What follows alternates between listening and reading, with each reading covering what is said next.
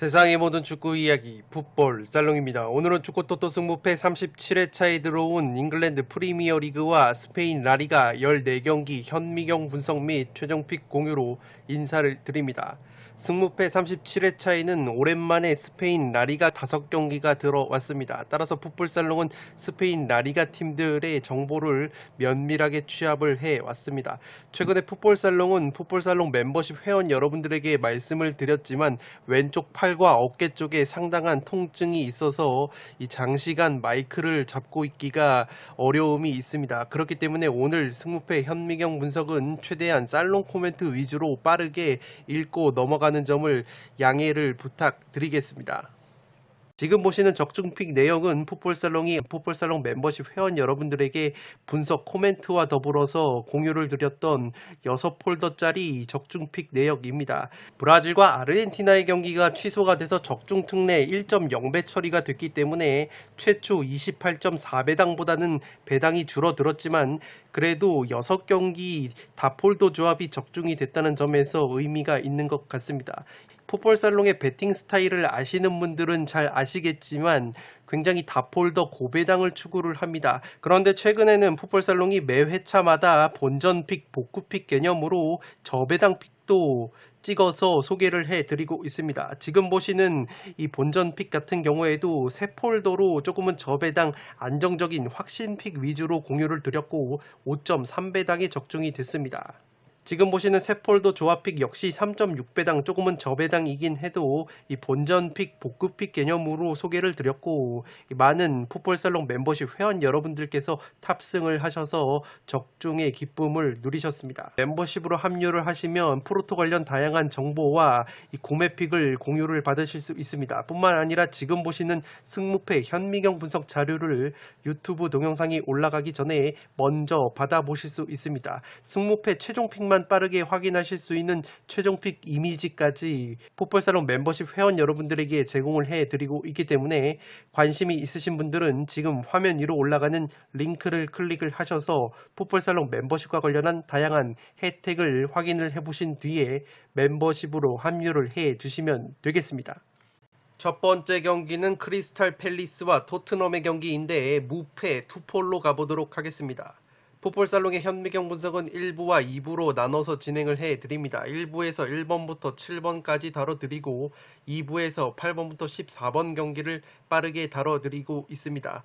이 최대한 분석 코멘트를 기준으로 나만의 픽을 만드실 때 적중 확률이 올라가십니다. 최종 픽을 그대로 따라가실 경우에는 적중 확률이 굉장히 떨어질 수가 있고 이 최대한 투폴 추천을 적극적으로 활용을 하셔서 나만의 픽을 만드실 때 독식 고등수 적중에 가까워질 수가 있습니다. 제가 폴더수 부족으로 가져가지 못하는 픽들은 초록색 글자로 투폴 추천으로 추천을 드렸기 때문에 관심이 있으신 분들은 투폴 추천까지 적극적으로 활용을 해 주시기 바랍니다. 이 크리스탈 팰리스와 토트넘의 경기는 런던 더비인데 크리스탈 팰리스가 홈에서만큼은 최근에 토트넘을 상대로 1승 2무로 패배가 없습니다. 셀틱에서 공격수 오드손 에드와르 선수를 영입을 했는데 크리스탈 팰리스가 최근에 컵대회 포함해서 2무 2패로 아직까지 승리가 없습니다. 그나마 직전 웨스트햄 원정에서 2대2 무승부를 거뒀는데 첼시에서 임대로 데려온 이적생 갤러거 선수가 웨스트햄을 상대로 2골을 넣으면서 원맨쇼를 펼쳤습니다. 핵심 중원 자원인 에제와 영입생 올리세 선수가 부상으로 아웃된 것이 굉장히 크나큰 전력 누수라고 볼 수 있겠고 팰리스는 비에이라 감독 체제에서 아래에서부터 만들어가는 축구를 지향하기 때문에 이 지난 호지슨 감독 체제에서 이른바 다이렉트 뻥축구를 하던 팰리스이기 때문에 이 새로운 체제에 적응이 덜 된 모습을 보여주고 있습니다.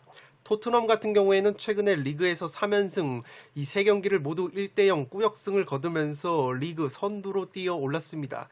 그런데 우리나라의 손흥민 선수가 종아리 염좌 부상으로 인해서 이번 경기 출전이 굉장히 불투명하기 때문에 전력 누수가 심한 것이 토트넘입니다. 또한 수비수 산체스와 로메로, 미드필더 로셀소 선수가 자가격리에 들어가야 되기 때문에 출전이 불가능하고 삼선 핵심 미드필더로 부상한 스킵 선수 역시 부상으로 출전이 불투명하기 때문에 전력 누수가 굉장히 큰 것이 토트넘입니다. 그나마 고무적인 것은 주포인 해리케인 선수가 잉글랜드 대표팀에서 3경기 연속골로 맹활약을 했다는 점이고, 주축 자원들 모두 국가대표 차출로 인해서 체력적인 누수가 큰 것도 조금은 무승부로 부러질 가능성이 있어 보입니다. 살롱 코멘트에서 정리를 해드리면 이 경기는 의외로 크리스탈 팰리스가 점유율을 더 높게 가져갈 수도 있는 경기라고 보여집니다. 그렇다면 토트넘이 올 시즌 누노 감독 체제에서 철저히 선수비 후 역습 전술을 펼치고 있기 때문에 토트넘의 역습이 빛을 발할 가능성이 있어 보입니다. 비에이라 감독 체제에서 중앙 수비진의 빌드업부터 차근차근 만들어 나오는 축구를 지향하는 크리스탈 팰리스인데, 실제 통계적으로 봤을 때도 팰리스가 토트넘보다 이 패스 시퀀스 숫자가 굉장히 많고, 한 시퀀스당 이어지는 패스가 토트넘보다도 많은 것이 팰리스입니다. 토트넘 같은 경우에는 철저히 패스 숫자를 줄이고 빠른 전환과 다이렉트 플레이를 추구를 하고 있습니다. 다만 팰리스가 직전 웨스트햄 원정에서도 웨스트햄보다 점유율을 더 높게 가져가면서 2대2 무승부를 이끌어낸 바가 있기 때문에 이 런던 더비에서 의외로 강점을 보이고 있는 점 또한 토트넘과의 런던 더비에서 최대치로 무승부까지 거둘 수 있는 요소이지 않나 싶습니다. 토트넘이 다이렉트 플레이의 선봉장인 손흥민 선수의 출전 여부가 관건으로 보여지는데, 손흥민 선수가 대표팀에서 당한 종아리 부상 여파로 출전이 불가능하다면 토트넘 특유의 역습 위력이 반감될 수밖에 없습니다. 물론 최전방의 해리케인 선수가 잉글랜드 대표팀에서 3경기 연속골로 맹활약한 것은 고무적이라고 할 수 있겠지만, 해리케인을 포함한 주축 자원들 대거 A매치 일정을 소화하고 돌아온 토트넘이기 때문에 체력적인 누수가 클 수밖에 없습니다. 이적 시장 마감 전에 셀틱의 공격수 에드와르까지 영입한 팰리스이기 때문에 지난 웨스트햄전에서 올 시즌 무득점 행진을 끊어내면서 분위기 반전에 성공을 한 만큼 이번 경기 역시 홈 경기에서 토트넘을 상대로 최대치로 무승부까지 잡아볼 만한 경기이지 않나 싶습니다. 따라서 1번 경기는 무패 투폴로 가보도록 하겠습니다. 두 번째 대결은 꼴찌로 처진 두 팀이 맞붙습니다. 아스날과 노리치의 단두대 매치인데 저는 아스날의 단통 승리로 가보도록 하겠습니다. 아스날이 직전 맨시티 원정에서 0대5로 대패를 당했습니다. 그라니트 자카 선수가 일찌감치 퇴장을 당하면서 찬물을 제대로 끼얹었는데, 맨시티 원정에서 0대5 대패를 당하면서 프리미어리그 3연패를 당했습니다. 이 3연패를 당하는 과정 속에서 득점이 한 골도 없고 실점은 무려 9골이나 됐기 때문에 지금 아스날이 비상이 걸린 상황입니다. 그나마 고무적인 것은 레알 마드리드에서 플레이메이커 웨데고르 선수를 영입을 했고, 주장이자 핵심 공격수인 오바메양 선수가 복귀를 했기 때문에 웨데고르와 오바메양 선수의 활약에 기대를 걸어야 할 것으로 보입니다. 특히 노리치 시티와의 상대 전적을 보시면 4승 2무로 압도적인 우위가 있는 아스날이고, 19-20 시즌 당시에 오바메양 선수가 맹활약을 하면서 노리치를 상대로 1승 1무를 거뒀던 아스날입니다. 노리치 역시 최근에 이 개막 경기에서부터 강팀들과 연이어서 만나면서 3연패 수렁에 빠져 있습니다. 지금 레스터시티와의 홈 경기에서도 아쉽게 1대2로 패배를 당한 노리치인데, 그래도 주포 공격수인 푸키 선수가 레스터시티전에서 시즌 첫 골을 신고를 했습니다. 아스날 같은 경우에도 주축 선수들 대부분이 A매치를 소화를 했는데, 노리치 시티 역시 연령별 대표를 포함해서 8명 정도가 대표팀 경기를 소화를 했기 때문에 체력적인 문제는 양팀 모두 있을 것으로 보입니다. 4-3-3 포메이션을 중심으로 무게중심이 굉장히 낮고 압박보다는 지공 형태의 선수비 후 역습을 펼치는 것이 노리치 시티라고 보시면 되겠습니다. 살롱 코멘트에서 정리를 해드리면 이 경기의 키는 아스날의 플레이메이커 웨데고르의 왼발에 달려있다고 생각이 됩니다. 레알에서 이적한 웨데고르가 왼발 패스 한 방이 있는 선수인데, 아스날이 지난 시즌부터 약점인 것이 중앙에서 직선적인 전진 패스를 넣어줄 수 있는 선수가 부족했다는 점입니다. 아스날이 맨날 측면으로만 가고 무의미한 크로스를 남발하고 횡패스만 돌리다가 이렇다 할 슈팅 공격 기회를 만들지 못하는 것이 가장 큰 문제점이었는데, 웨데고르 선수 같은 경우에는 이 중앙에서 직선적인 전진 패스 한 방을 넣어줄 수 있는 자원이라는 점에서 웨데고르의 합류가 굉장히 중요하게 작용을 할 것으로 보입니다. 이 웨데고르 선수가 노르웨이 대표팀인데, 노르웨이 대표팀에서 A매치 3경기를 소화를 하면서 조금은 혹사를 당했지만 라트비아와 지브롤터전에서 수많은 킬러 패스, 키 패스를 뿌렸습니다. 그렇기 때문에 노리치 시티 역시 이 라트비아와 지브롤터처럼 아스날 원정을 떠나서 내려앉아서 수비진을 구축을 할 것이기 때문에 웨데고르의 이 번뜩이는 왼발 패스 한 방이 나와준다면 이 과거에 노리치 시티에게 굉장히 강했던 오바메양 선수가 골 결정력을 발휘를 하면서 아스날이 어떻게든 후역승은 거둘 수 있는 경기이지 않나 싶습니다.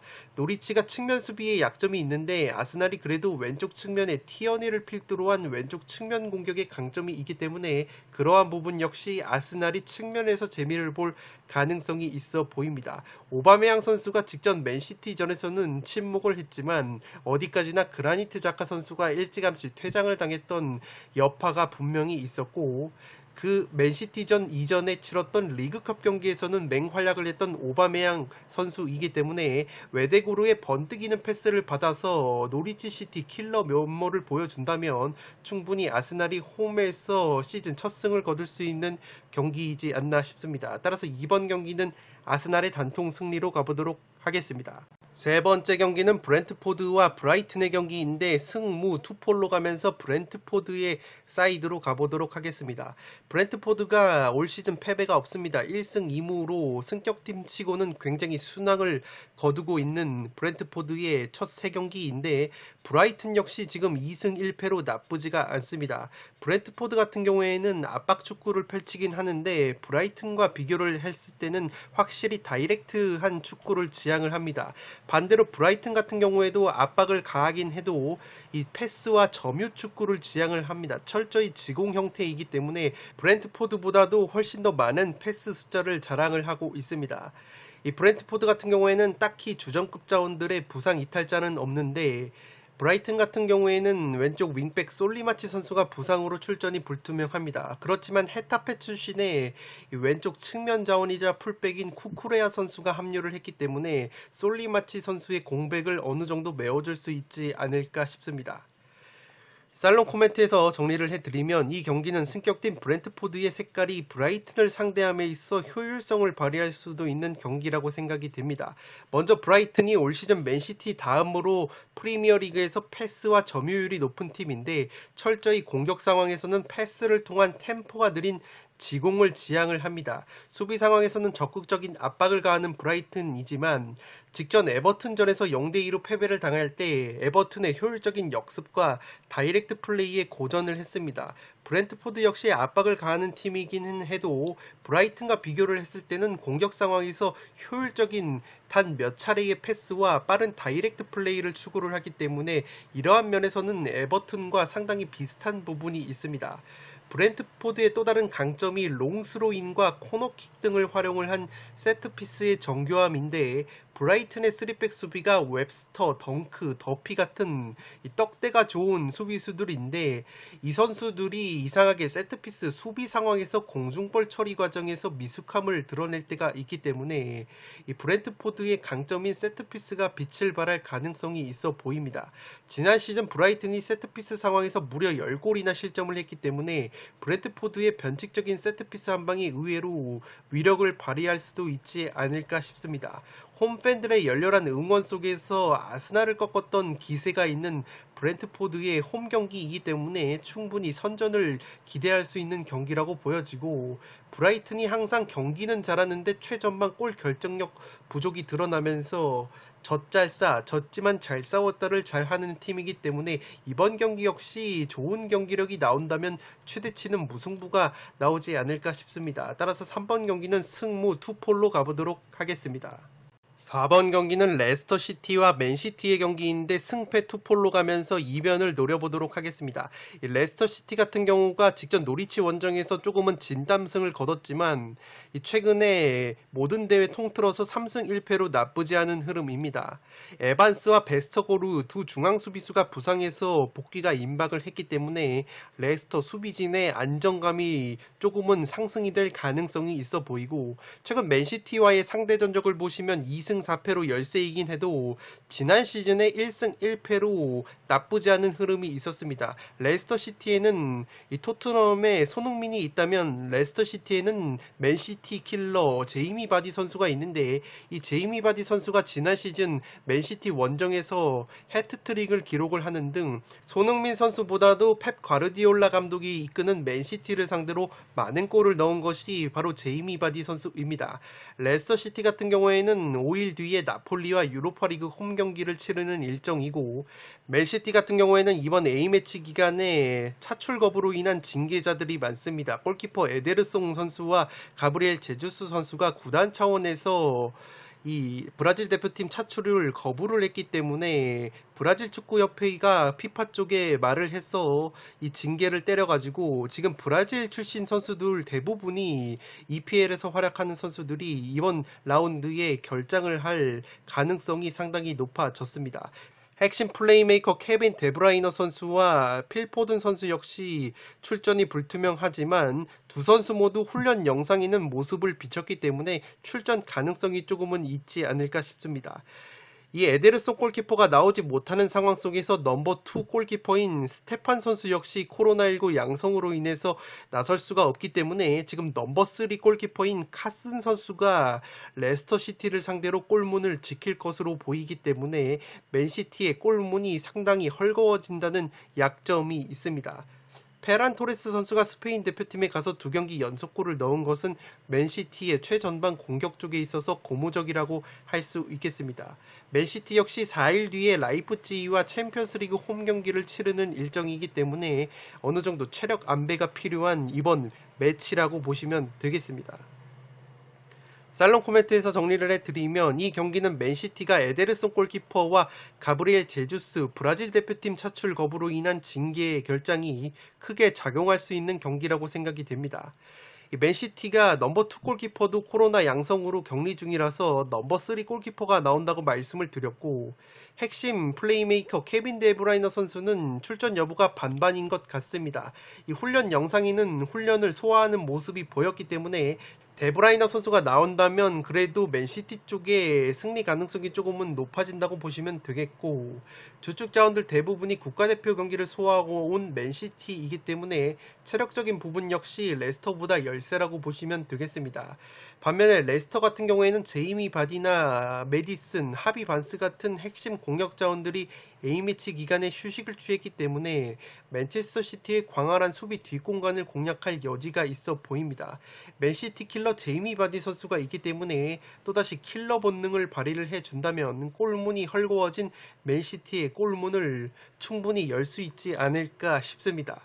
맨시티의 공격에 있어서 최근에 가브리엘 제주스 선수가 최전방뿐만 아니라 측면에서도 유기적으로 움직이면서 동시에 페란 토레스의 움직임이 살아난 점이 있는데, 만약에 제주스가 나오지 못한다면 토레스가 또다시 최전방에서 겉도는 현상이 발생할 수도 있어 보입니다. 실제 페란 토레스 선수가 스페인 대표팀에서 2경기 연속골을 넣고 왔다고 말씀을 드렸지만 최전방 공격 자원이 아니라 우측 윙어로 나와서 2경기 연속골을 기록을 했습니다. 그런데 맨시티에서는 과르디올라 감독이 토레스를 최전방 공격수로 놔두기 때문에 제주스와 함께 합을 맞췄을 때 유기적인 움직임이 살아났던 것을 고려하면 제주스의 결장은 곧 토레스의 연쇄적인 부진으로 이어질 가능성도 있어 보입니다. 폴더스의 여유가 있다면 과감하게 레스터 쪽 이변을 노려볼 만한 매치라고 보여지고, 따라서 저는 승패 투폴로 가보도록 하겠습니다. 5번 경기는 맨유와 뉴캐슬의 경기인데 맨유의 단통 승리로 가보도록 하겠습니다. 맨유가 프레드 선수 역시 브라질 대표팀이기 때문에 피파 징계로 인해서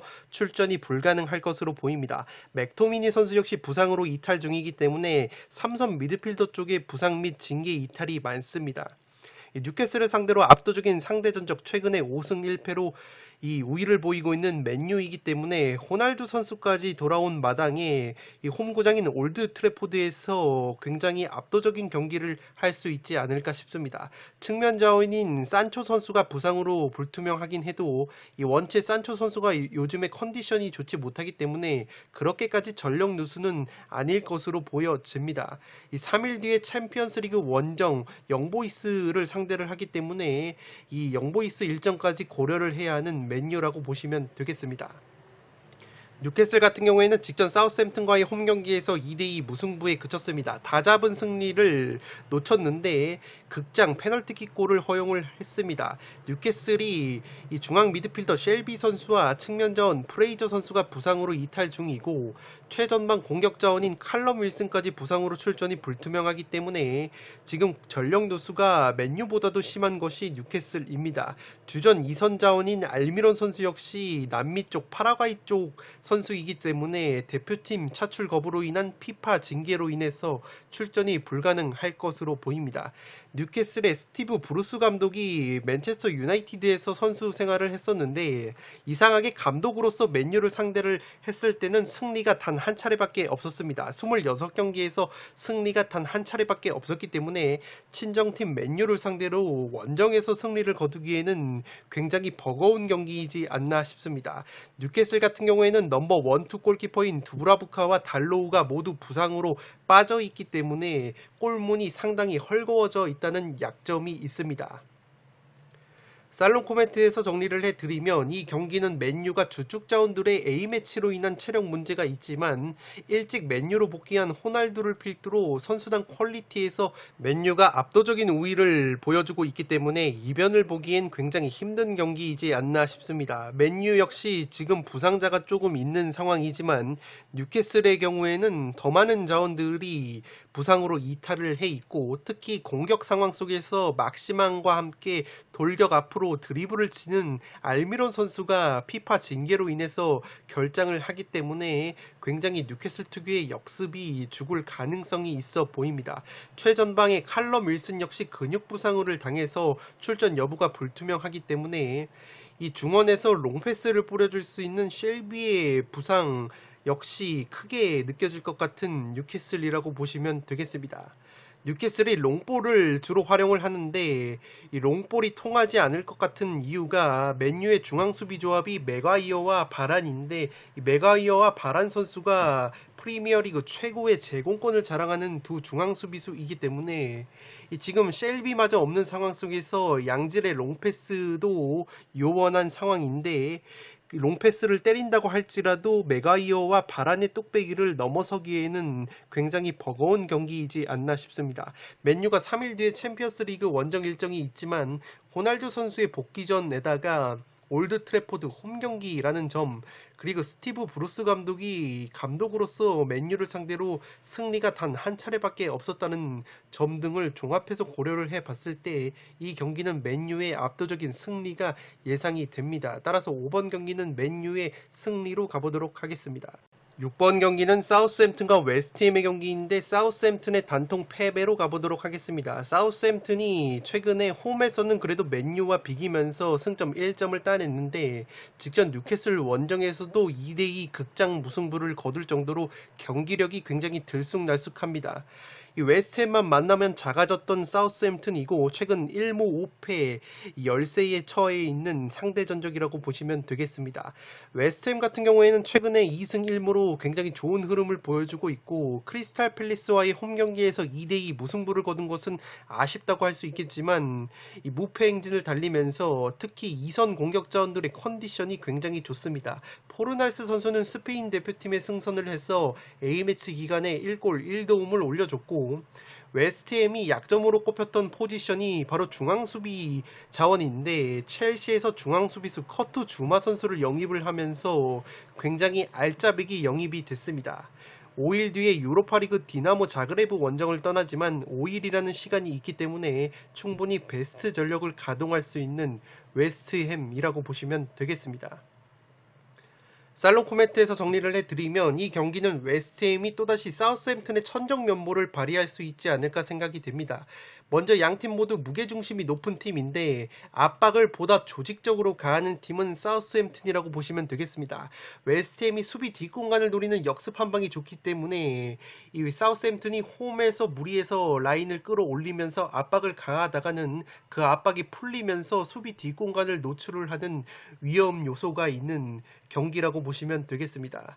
웨스트햄이 공격 자원, 특히 2선 쪽에서 포르날스, 벤라마, 최전방의 안토니오 같은 선수들이 컨디션이 굉장히 좋기 때문에 활용 면에서 웨스트햄이 좀 더 사우스햄튼보다 낫지 않을까 싶습니다. 웨스트햄이 한 가지 우려스러운 것은 삼선 미드필더 콤비인 수책 선수와 라이스 선수가 각각 체코, 잉글랜드 대표팀에서 체력 누수가 심했다는 건데 원체 두 선수 모두 체력이 좋은 선수이기 때문에 이번 경기 역시 선발로 출전하는데 무리는 없을 것으로 생각이 됩니다. 사우스햄튼이 공격 시에 롱볼을 적극 활용을 하는데 웨스트햄이 프리미어리그 제공권 상위권 팀이기 때문에 세트피스나 오픈플레이 상황에서 롱볼로 사우스햄튼이 재미를 보기에는 굉장히 힘든 경기이지 않나 싶습니다. 사우스햄튼의 강력한 공격 옵션이 바로 주장 제임스 워드 프라우스 선수의 오른발 프리킥 한 방인데 웨스트햄이 원체 파울이 없는 팀입니다. 프리미어리그에서도 파울 횟수가 지금 최하위권을 달리고 있고 무게중심이 웨스트햄도 높다고 말씀을 드렸기 때문에 파울을 해도 자신들의 수비 위험지역에서 파울을 하는 것이 아니라 앞쪽에서 위험지역이 아닌 지역에서 파울을 주로 하기 때문에 사우스햄튼이 자랑하는 제임스 워드 프라우스 선수의 오른발 프리킥 한 방이 살아날 가능성도 떨어지는 것이 이번 매치업이라고 보시면 되겠습니다. 최근에 압도적인 상대 전적을 보이고 있는 웨스트햄이 난타전 구도 끝에 공격진들의 퀄리티를 앞세워서 승리를 가져갈 수 있지 않을까 싶습니다. 따라서 6번 경기는 사우스햄튼의 단통 패배로 가보도록 하겠습니다. 현미경 분석 1부 마지막 경기는 와포드와 울버햄튼의 경기인데 저는 단통 무승부로 가보도록 하겠고 폴더스에 여유가 있으신 분들은 무패를 추천드리도록 하겠습니다. 와포드가 기본적으로 2부 리그 시절에 홈에서 굉장히 강한 모습이 있었고 리그 개막전에서 아스톤빌라를 3대2로 꺾은 바가 있기 때문에 홈에서 호락호락하게 울버햄튼에게 패배를 당할 것 같진 않습니다. 와포드 역시 장신 중앙수비수인 시에랄타 선수가 피파 징계로 인해서 결장을 할 것으로 보입니다. 최근 울버햄튼과의 상대 전적을 보시면 3승 1무 2패로 굉장히 팽팽했던 흐름이 있습니다. 울버햄튼은 3연패를 당했는데 그 3연패가 모두 강팀들과의 경기였습니다. 토트넘, 레스터, 맨유라는 강팀을 만났는데 모두 1대0 패배를 당했고 심지어 경기 내용 자체는 토트넘, 레스터, 맨유보다도 훨씬 더 좋았는데 문제점은 뭐였냐면 최전방에서 마무리가 되지 않았다는 이 한 가지 약점이 있었습니다. 이 스트라이커 라울 히메네즈 선수가 멕시코 대표팀이기 때문에 피파 징계로 인해서 결장을 하기 때문에 울버햄튼이 또다시 최전방에서 골 결정력이 안 나올 가능성이 있어 보입니다. 우리나라의 황희찬 선수가 울버햄튼의 유니폼을 입었기 때문에 히메네즈가 나오지 못하는 상황 속에서 황희찬 선수의 출전 가능성이 조금은 높지 않을까 싶습니다. 살롱 코멘트에서 정리를 해드리면 이 경기는 최근 경기력과 배당적인 측면에서 보면 원정팀 울버햄튼 쪽의 승리가 구미가 당기는 매치이지만 울버햄튼의 체력 누수와 전력 누수가 발목을 잡을 것으로 생각이 됩니다. 우선 울버햄튼이 올 시즌 브루노 라즈 감독 태제에서 굉장히 압박도 많이 가하고 역동적인 축구를 하는데 체력 소모가 굉장히 큰 축구입니다. 근데 이번 A매치 기간에 울버햄튼의 주축 선수들 대부분이 포르투갈 대표팀이기 때문에 포르투갈 대표팀으로 차출이 돼서 A매치를 소화를 많이 했기 때문에 체력적인 누수가 울버햄튼이 굉장히 심하다고 보시면 되겠습니다. 또한 최전방 공격 자원인 라울 히메네즈 선수가 피파 징계로 나서지 못한다면 울버햄튼이 경기는 잘해놓고 최근에 골이 없어서 진 경기가 많다고 말씀을 드렸기 때문에 히메네즈의 부재가 굉장히 클 것으로 생각이 됩니다. 물론 히메네즈 선수가 머리 부상을 당한 이후에 아직까지 골이 없긴 해도 히메네즈 선수가 최전방에 있고 없고의 구조적인 차이가 분명히 있을 것으로 생각이 됩니다.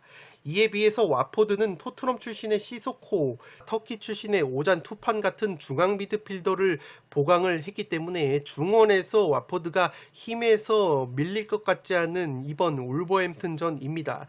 또한 울버햄튼의 왼쪽 측면 공격이 이 아다마 트라오레 선수가 저돌적인 돌파를 보여주는데 와포드 역시 오른쪽 측면 공격이 강합니다. 오른쪽 측면에 에이스 사르 선수가 있기 때문에 이 아다마 트라오레 선수가 왼쪽 측면에서 여태까지 보여줬던 것처럼 활개를 치면서 드리블 돌파 일변도의 플레이를 펼치기에는 이 사르 선수의 존재 역시 굉장히 부담감을 주는 존재라고 보시면 되겠습니다.